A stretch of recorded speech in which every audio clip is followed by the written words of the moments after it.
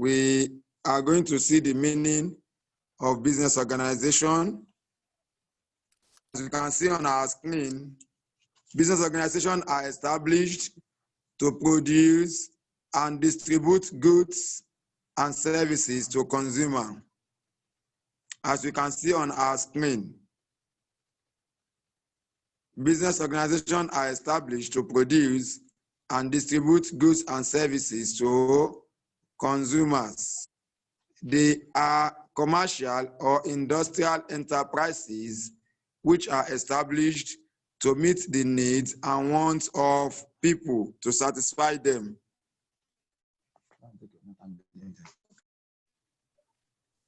To satisfy them.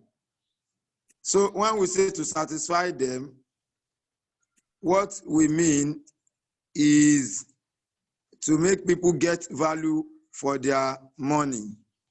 To make people get value for their money. That is what they have expended money on. They need to what? They need to get value for them. That is the meaning of satisfying people. We also said that what? Such organization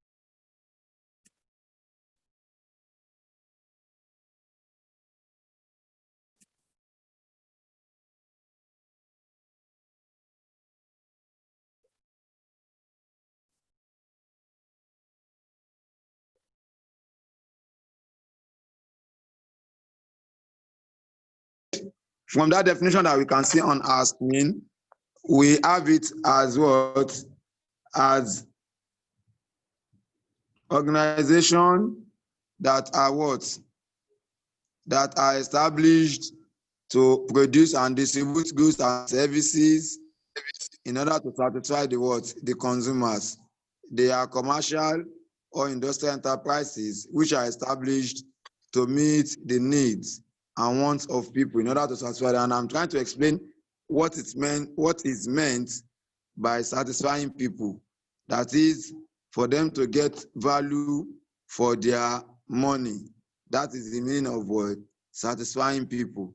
We said some of such organizations are government parastatals. That is, some of them are owned by the government, and some are set up to provide essential services, while others are set up for profit making.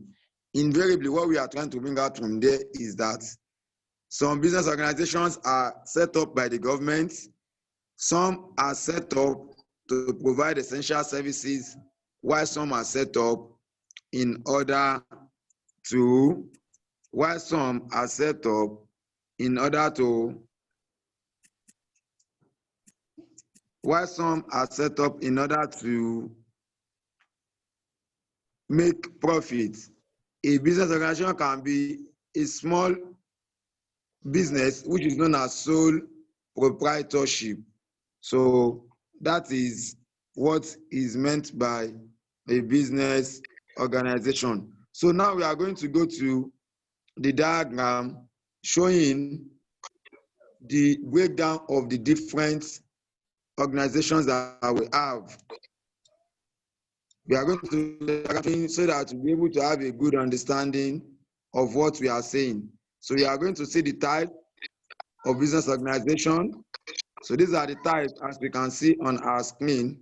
We have the sole trader, we have the partnership, we have the company, we have public enterprises, and we also have cooperative society.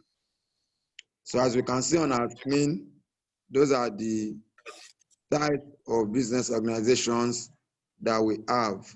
And the diagram beneath it is trying to explain the breakdown of each of those organizations.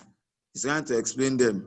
So we have sole trading, public corporation, and company. So under sole trading, which is what we are going to consider today, we have an example there for us to see. So a business that is managed by one person, we call it sole trading. A business where partners come together to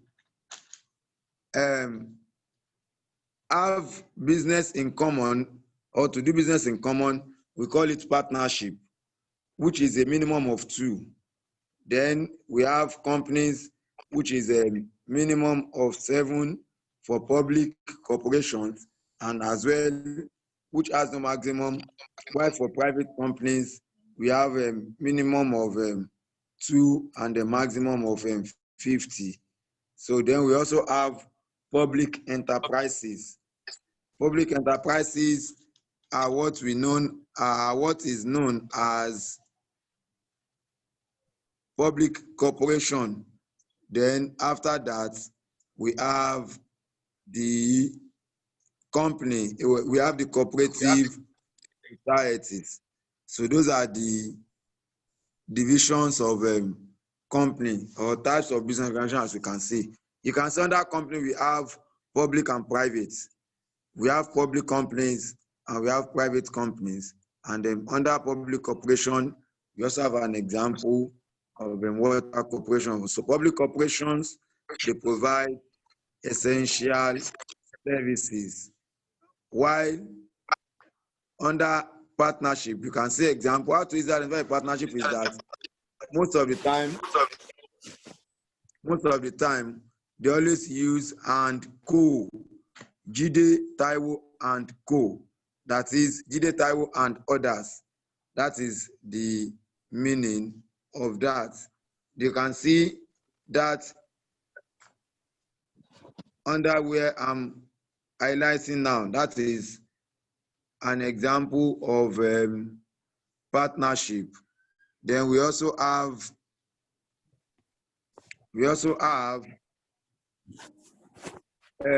example of sole trading. So that is a diagram showing the division of the different types of business organizations that we have. So now we are going to move to sole trading. So what is sole trading? That is what we are going to look at now as one of the examples.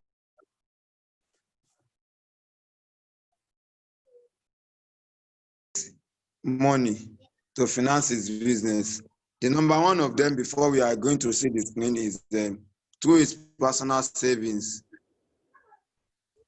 That is money that he has saved on his own.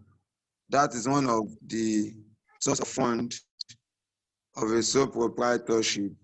That is the money that he has kept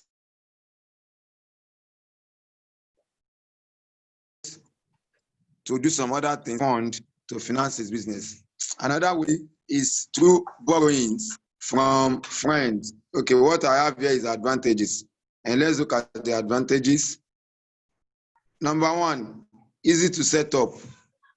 That is, you can easily set up a sole proprietorship. It is very easy to set up a sole trading business because it does not require formalities and legal procedure. That's why you can see a lot of people, when they have little money, they can just buy biscuit, sweets, and some other things. And with that one, they tell that they have started their own business. They are doing business. People that have a very small piece of land in their house, they can buy chicks and start to rear them. And before you know it, they will tell you they are now farmers. So that's the number one advantage of sole proprietorship. Number two is that existence of privacy in business. Existence of privacy in business. That is, the conductor manages and controls the business on his own. He does not need to submit any record to any organization. Then, as you can see, number three, quickness of decision making, or we say quick decision making. That is, a sole proprietor takes decision at his will.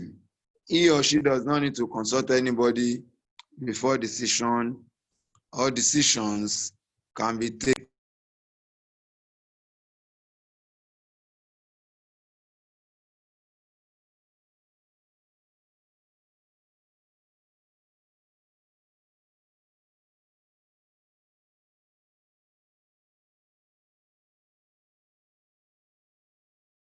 is the alpha and omega of the organization. So that's the advantages of a sole proprietorship. And those are some of the things that we are going to look at today.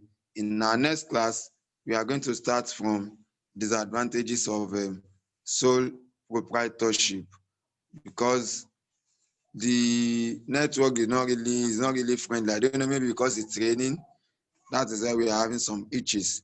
So we start from the next time we meet, we'll look at the disadvantages of sole proprietorship. All these notes will be sent to our WhatsApp platform so that we can be able to have access. So, Mr. Abiono. I've sent it already. Okay. So in case you have any question, it's question time. You can raise your hand and you'll be unmuted to ask your question. Any question? I don't connect. Yes. Anifa, sorry, Abraham Afsor, do you have any question? Or you can send a chat. I can read your chat. If you know you have any question to ask, you can do that. It's question time.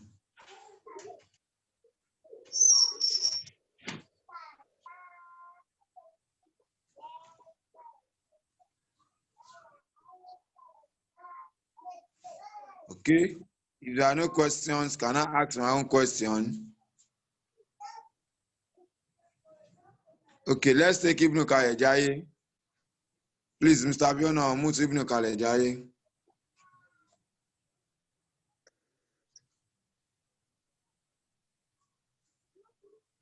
Okay. Move Abraham Afsor. Eh? Did they raise their hand? Move Abraham.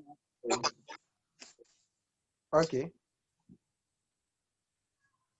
Yes, oh yeah, you can unmute yourself. I've done that from my end.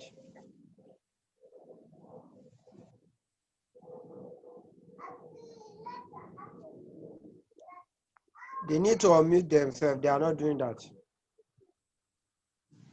Okay. She says she has no question. Anybody with questions again? Shogbamu Adiola, any question? Somebody is saying that what's the difference between sole trading and sole proprietorship? They are the same thing. Sole trading is the act of engaging in a business, while a sole proprietorship or a sole proprietor is the owner of the business.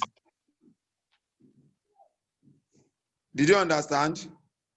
Sole trading is the act of engaging in trading by one person, while sole proprietorship is the owner of the business. You mean the sole proprietor? I said the sole proprietor now. Yes, I said the sole proprietor is the owner of the business, while sole proprietorship is the act of owning a business by one person. All right, thank you very much. All right. So have a wonderful time. The recording will also still be sent to our platform. So we appreciate your welcome, current teacher. No gesture. Okay, no. Okay. Somebody said no question from. Okay. All right. Thank you very much. So we can end it now. All right. Okay.